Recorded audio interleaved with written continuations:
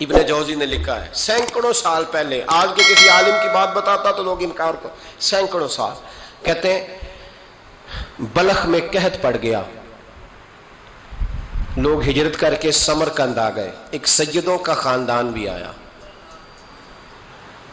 ایک ایسی خاتون بھی آئی جس کے ساتھ 3 بیٹیاں تھی، بیٹا بھی کوئی نہیں، خاوند فوت ہو گیا، مسجد کے ساتھ مہمان خانے بنے ہوتے تھے، وہاں اس نے بچوں کو ٹھہرایا اور نکلی سمرقند میں کہ کوئی آدمی مل جائے، تو وہ سیٹھ صاحب چودھری صاحب کہنے لگے مجھے کیسے پتا چلے گا تو سید ہے، مجھے بتاؤ، کسی کو چوک میں کھڑا کر کے کہا جائے بتاؤ تو کون ہوتا ہے، اس شخص کا کیا اشر ہوتا ہے، کیا حال ہوتا ہے، کہا کیسے پتا چلے گا؟ تو سید زادی نے اپنا پلو کھولا اور اپنے آنسو دونوں آنکھوں سے صاف کیے تو کہنے لگی اللہ تیرا بھلا کرے، میں ثابت نہیں کر سکتی کہ میں حضور کا خاندان، میرے پاس کوئی دلیل نہیں، میں نہیں بتا سکتی، چل ٹھیک ہے، چلی گئی۔ کسی نے بتایا کہ یہاں ایک یہودی بھی رہتا ہے، وہ بڑا سخی ہے، یا آتش پرست ہے، یا پارسی ہے کافر غیر، سخی بڑا ہے، اس کے پاس گئی، بیٹھی رہی، لوگ بیٹھے تھے، جب چلے گئے تو قریب گئی، کہنے لگی مجبور ہوں، پریشان ہوں، غریب نہیں ہوں، کہنے لگا بی بی تجھے کبھی دیکھا نہیں، سمرقند کی اتنی آبادی نہیں، میں سارے شہر، تو کون ہے؟ تو کہنے لگی تعارف نہ ہی پوچھے تو اچھا ہے۔ اس نے کہا چلو اگر پتہ چل جائے تو، کہنے لگی میں مسلمانوں کے نبی کی اولاد ہوں، مسلمانوں، اس نے کہا پیغمبر خدا کی اولاد، اٹھ کے کھڑا ہو گیا، بی بی کو ساتھ لیا، گھر گیا، کہنے لگا جو صاف ستھرا کمرہ ہے نا اسے پھر دھو ڈالو، ایک دفعہ پھر دھو ڈالو، کمرہ دھلایا، صاف کرایا، پھر کہنے لگا بی بی میرے برتن زیادہ صاف ستھرے نہیں، میں نئے نہ خرید کے لا دوں، پھر نئے برتن لایا، پھر اپنے بچوں سے کہنے لگا اونچا نہ بھولنا کہ سیدہ فاطمہ کی شہزادیاں آئی ہیں، یہاں کوئی شخص اونچی بات نہ کرے۔ پھر کہنے لگا بی بی جو میرا بالکل طیب اور حلال رزق ہے نا، یہ اس میں سے لنگر ہے، لیکن چونکہ میں غیر مسلم ہوں، مجھے سلیقے نہیں آتے، جیسا تیسا بھی ہو نا اسے قبول کر لینا۔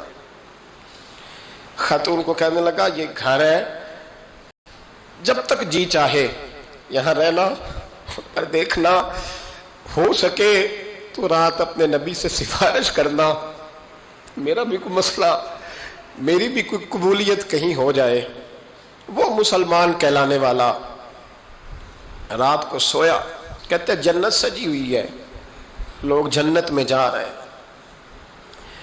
لائنیں لگی ہوئی ہیں، نبی پاک لوگوں کو جنت میں بھیج رہے ہیں، میں بھی دوڑ کے لائن میں لگ گیا، فرشتے نے میرا بازو پکڑا، کہا پیچھے ہٹ، تو میں دوڑ کے حضور کی بارگاہ میں گیا، میں حضور سارے جنت میں جا رہے ہیں، یہ مجھے نہیں جانے دیتا۔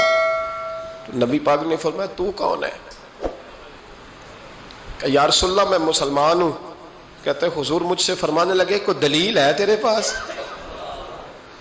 دلیل ہے کوئی تیرے پاس؟ میں چپ کر گیا، فرمایا میری بیٹی تیرے دروازے پر آ ہی گئی تھی تو دلیلیں پوچھنے لگ گیا تھا؟ ہم جا دوڑ جا، سویرے آنکھ کھلی تو گلیوں میں ڈھونڈتا پھرتا ہے، تلاش کرتا پھرتا ہے، کونے کونے میں جاتا ہے وہ سادات کا گھرانہ کہاں گیا، ڈھونڈتے ڈھونڈتے اس غیر مسلم کے دروازے پہ جا کے پہچان لیا، تو کہنے لگا خدا کا واسطہ جو تو نے نوکری کی ہے نا ان کی مجھ سے 11 گنا لے لے، یہ سادات کا گھر مجھے دے دے۔ تو کہنے لگا کل تو آتا تو شاید بات اور ہوتی، آج بات اور ہے۔ اس نے کہا مہربانی کر، کہا نہیں کل تو آتا تو معاملہ اور تھا، آج معاملہ آج اور ہے، رنگ بدل گیا ہے، حالات تبدیل ہو گئے ہیں، اب تو دیکھ داکھ کے آیا، جا دوڑ جا۔ کہنے لگا نہیں مہربانی کر، دے دے، تو غیر مسلم میں تیرا کیا تعلق؟ کہنے لگا چپ کر، غیر مسلم میں کل تک تھا، کل سے سجدوں سے پیار کیا ہے تو میرے حالات سنور گئے ہیں، وہ جو نظارے تو نے رات خواب میں دیکھے ہیں میں نے جاگتی آنکھوں سے دیکھے ہیں، میں نے جاگتی آنکھوں سے، اور تو نے کسی مفتی پیر عالم کے ہاتھ پہ کلمہ پڑھا ہے، میں نے رات محمد عربی کے ہاتھ پہ کلمہ پڑھا ہے۔ حضرت عمر جب نعرہ لگاتے نا تو کیسر و کسرا کانپتے، سفیر آتے روم کے ملنے کے لیے تو کہتے جاؤ عمر نفل پڑھ رہے ہیں، ٹائم کوئی نہیں۔ ایک دن اندر میٹنگ ہو رہی تھی، حضرت عمر میٹنگ میں بیٹھے تھے، آپ کے بیٹے ملنے آئے عبداللہ ابن عمر.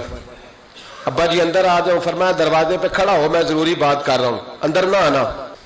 جناب عبداللہ ابن عمر کہتے ہیں میں دروازے پہ کھڑا ہو گیا. تھوڑی دیر گزری تو امام حسین بھی آ گئے. ایک حدیث میں ایک روایت میں امام حسن کا لفظ بھی ہے. امام حسین آئے, آ کے عبداللہ ابن عمر سے کہنے لگے عمر فاروق اندر ہیں؟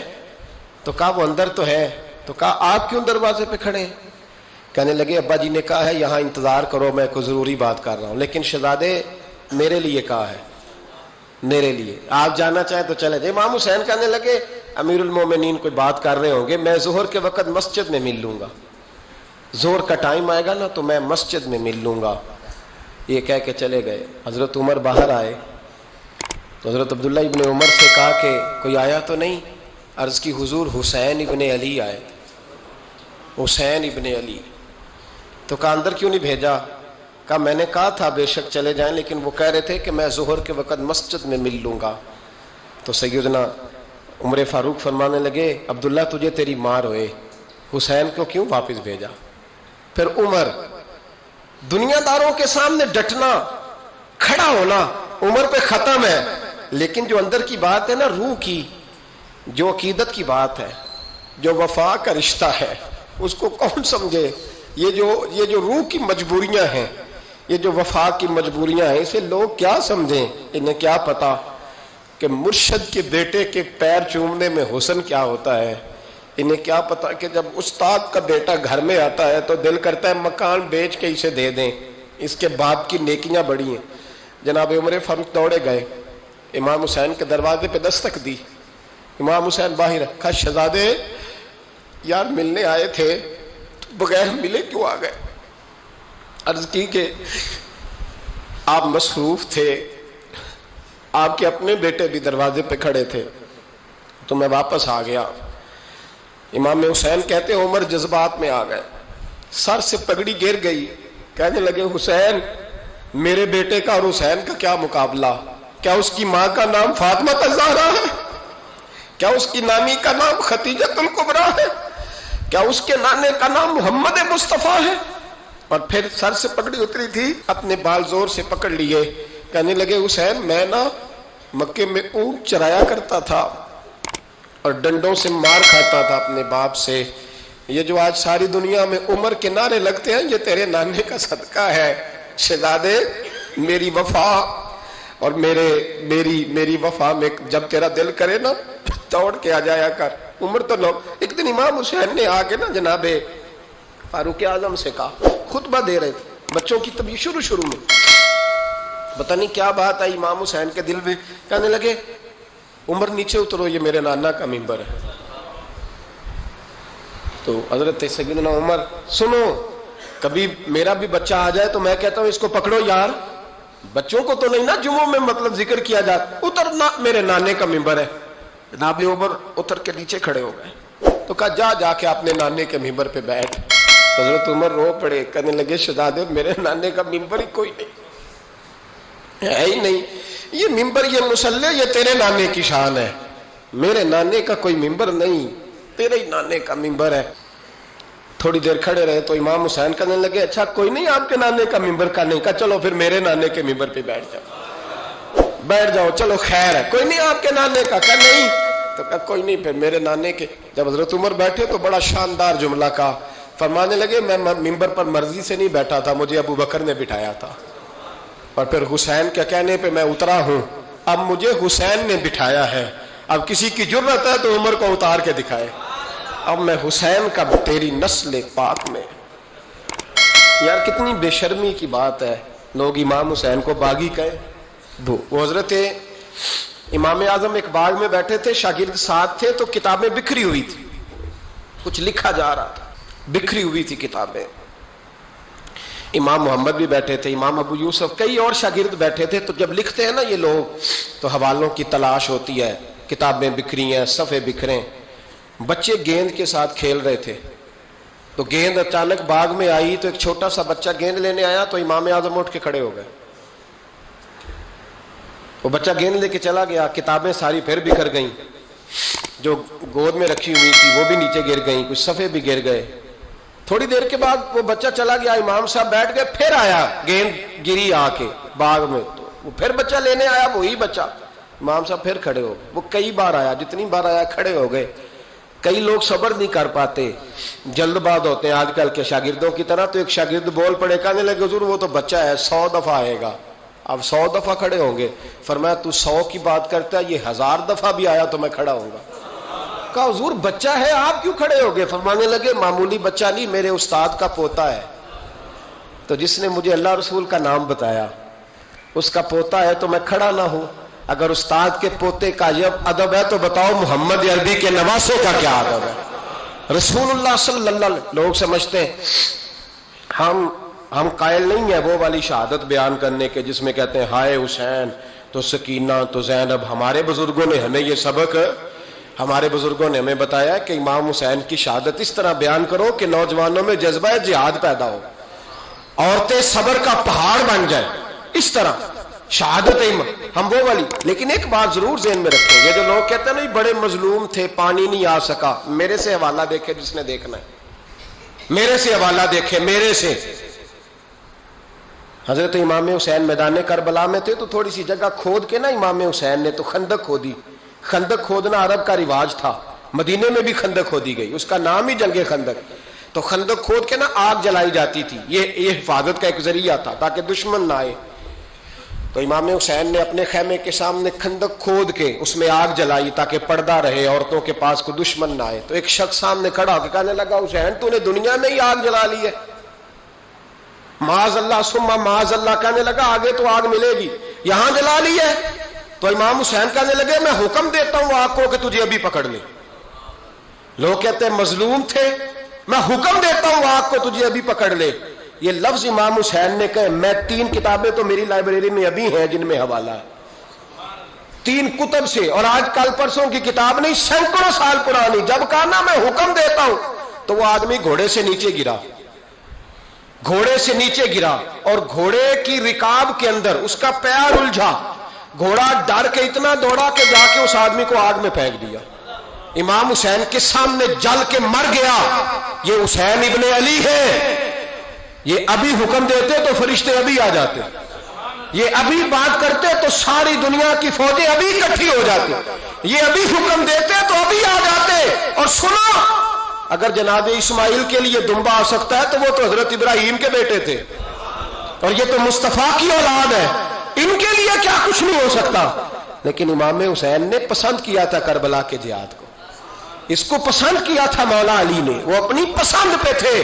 کوئی آدمی اس طرح نہ بیان کرے کہ بڑے مظلوم تھے تو بڑی مشکل میں تھے تو بڑا روتے تھے بڑے, اور کوئی شخص ایسی بات. یہاں تو تماشا لگ گیا ہے, تماشا لگ گیا ہے. ایک وہ ہے جو آج کل کہہ رہے بس جی وہ تو 2 شہزادوں کی جنگ تھی, انہیں بھی شرم نہیں آتی, اور ایک ممبروں پہ چڑھے ہوئے ہیں, چہرے پہ داڑھی کوئی نہیں, سر پہ ٹوپی کوئی نہیں, بازاری سا انداز ہے, کبھی دوڑ کے ادھر جاتے ہیں, کبھی بھاگتے ہیں, کبھی کہتے ہیں اونچا بولنا, پیروں پہ کھڑا ہونا. یہ لوگ بیان کریں گے امام حسین کی بات, یہ لوگ بیان کریں گے. بیبیوں کے مصائب پڑھ رہا ہوں, وہ اور بیبیاں ہوتی ہیں جو ہائے ہائے کرتی ہیں, واہ ویلا کرتی ہیں. یہ میرے نبی کا خاندان ہے, یہ میرے نبی کا خاندان ہے, نبی کا خاندان. میں حوالہ دکھاؤں گا, مجھ سے سنو حوالہ. حضرت سیدہ زینب نے سارے جنازے دیکھے, بھتیجوں کو, بھانجوں کو, سب کو شہید ہوتے دیکھا. عورتیں ڈرتی میت کو ہاتھ نہیں لگاتی, چیختی ہیں بیبیاں.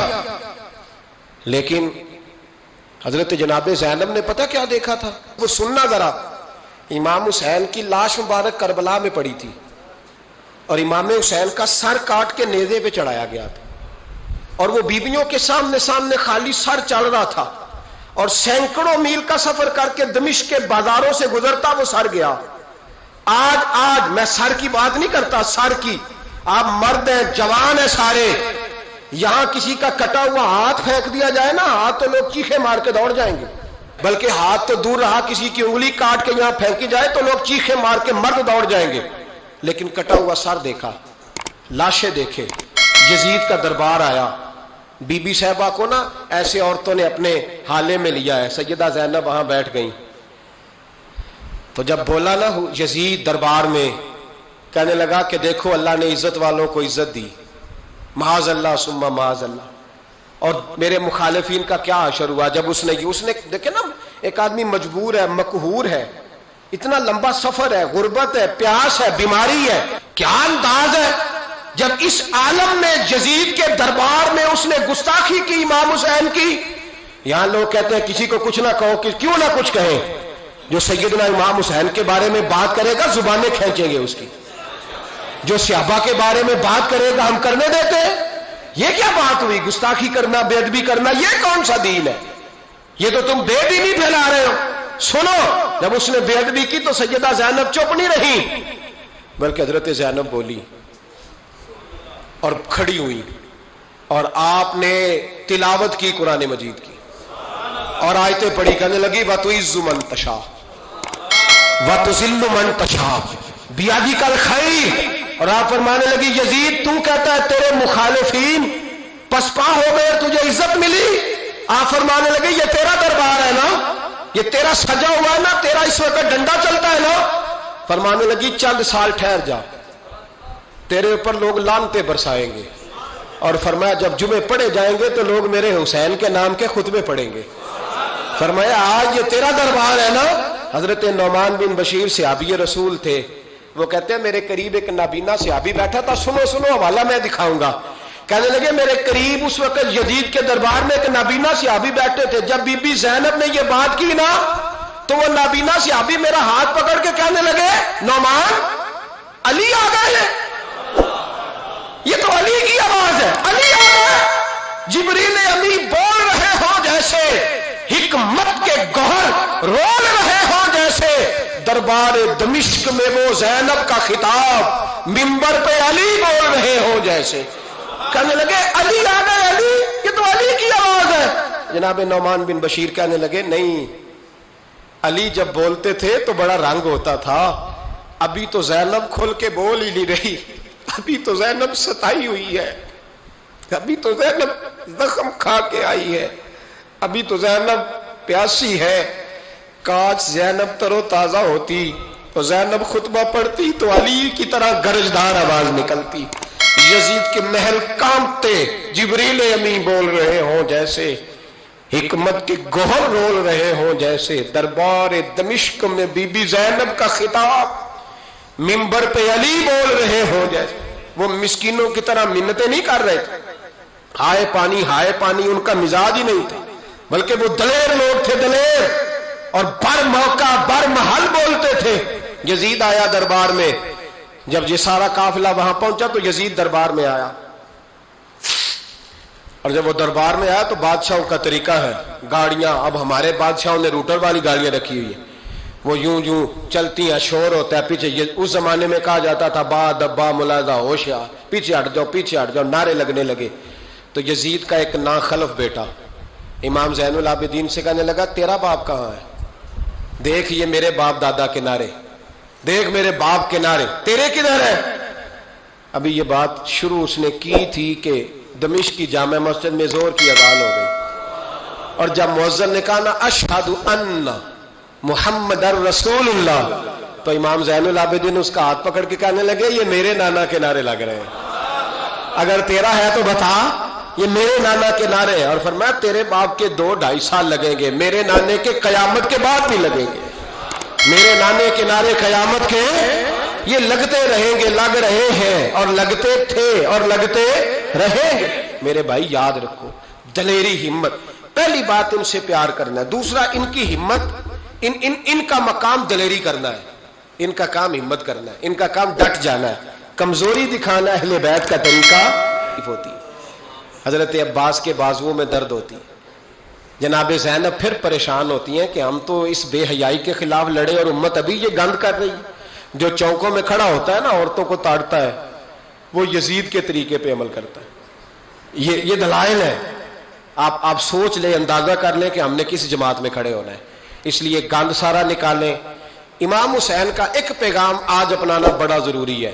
امام حسین نے سر سجدے میں کٹایا اور قرآن کی تلاوت نیزے کی نوک پہ بھی جاری رہی ہے. اس لیے آج کم از کم 10 نفل امام حسین کی سنت سمجھ کے ضرور پڑھیں گے انشاءاللہ.